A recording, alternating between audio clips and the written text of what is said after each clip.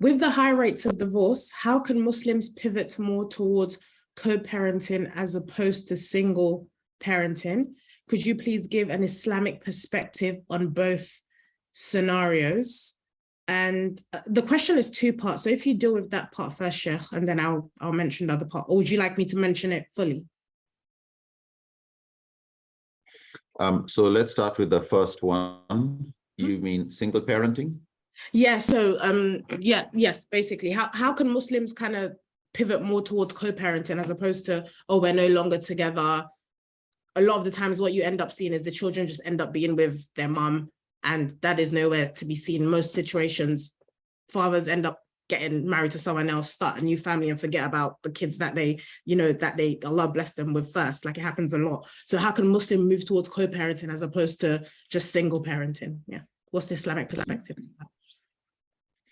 Okay, there are a couple of sides to this. There's what's ideal when you're dealing with civil individuals who are sensible, they're God conscious, they care about Sharia, they recognize their responsibilities, and people who are irresponsible, for which laws and legal reforms are required to protect the children and ensure the children get to spend time with both parents, even if the parents can't stand each other. But they need to get legal reforms that ensure the children spend X amount of days or this amount of time.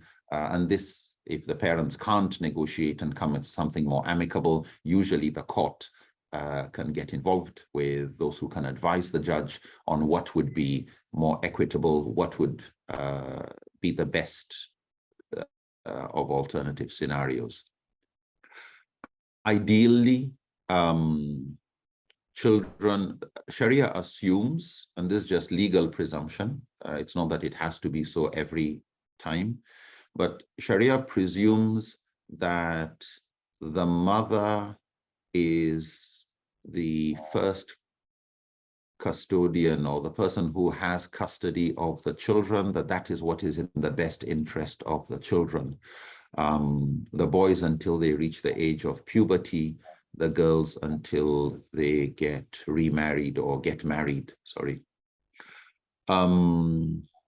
If, however, there's a reason why that is not in the best interest, then the judge would decide. So usually it'll, custody will go to the mother, and then if for any reason she can't handle the custody, it goes to the mother's mother.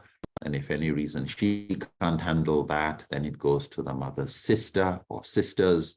And it's when none of that would be in the best interest of the children, then it goes to the mother's, what do you call it, to the father's mother before it comes to the father. That is where the children stay. But that's where they stay, where they reside. All responsibilities for feeding, accommodation, clothing, education, medication, all of those remain with the father. And it is if the father is not going to fulfill their responsibility, then the court forces them to do so, and ensures they pay a particular amount as their contribution towards the upkeep of the children. And depending on the knowledge of the judge, ideally what the father would pay for is for the accommodation. So if the children are staying in the main home, then fine, he has provided accommodation, but he will handle electricity bills, he will handle water, he will handle everything. He will pay something for whoever is providing for these children. So if there's a nanny, or if it is the mother doing it herself. And that's why even things like breastfeeding of the newborn child, yes, it's the mother's milk, but it is not her responsibility. And so if she is fulfilling that responsibility, Sharia, actually all schools of Islamic jurisprudence recognize that the husband should pay her what he would have paid somebody else to perform that task. So between the two of them, again, depending on all sorts of factors, do they live in the same town? What's practical?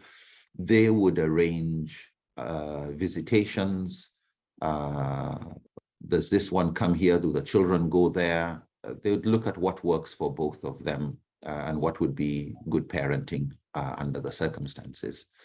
So that's where you're dealing with responsible individuals who can, when the Quran says, stay together in an honorable manner, wamsikuhunna bil ma'ruf, aw farikuhunna bil ma'ruf, or separate in an honorable manner. What sometimes makes that very difficult is when those involved in the marriage waited until the relationship was too sour, too bad, before they decided, okay, let's split. If, however, they can see the graph is heading for that direction, let them not wait until they can't stand each other before they break. As soon as they can see the graph is heading in the wrong direction and this is not coming back, then before they reach the stage where they can't decide on anything together, they can't stand each other, they can't tolerate each other, they just don't want to have anything to do with each other again, while the relationship is still civil, no love, maybe no respect, maybe no trust, but while it is still civil, that's actually a better time for them to separate, so that even after separation, they're divorced, they can at least have sensible discussions when it comes to handling time with the children.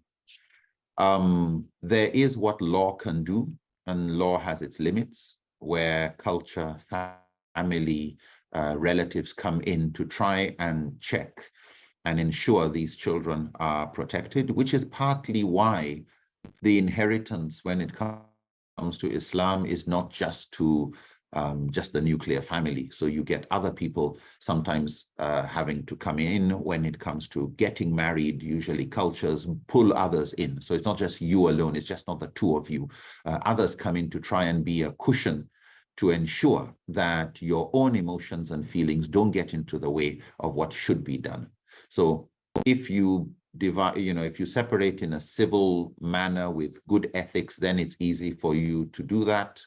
Where that's not enough, then families, parents can come in to see how to ensure that there's good time and quality time with the children. Of course, in reality, sometimes one parent is very abusive and the parent wants a divorce to actually protect the children. But then you would have also a context where you need the law to also support. Sometimes you need the law to protect the children and prevent the abusive parent from coming close to the children. And you're not trying to facilitate, you're trying to protect the children from your ex-husband or ex-wife. So really difficult question to answer. It'll have to be a case by case, but there is the work of legal reforms in this area. There is the work that the family should play. There is the work for responsible members involved to really take the amana of raising children and ensure they don't get abused. Wallahu alam.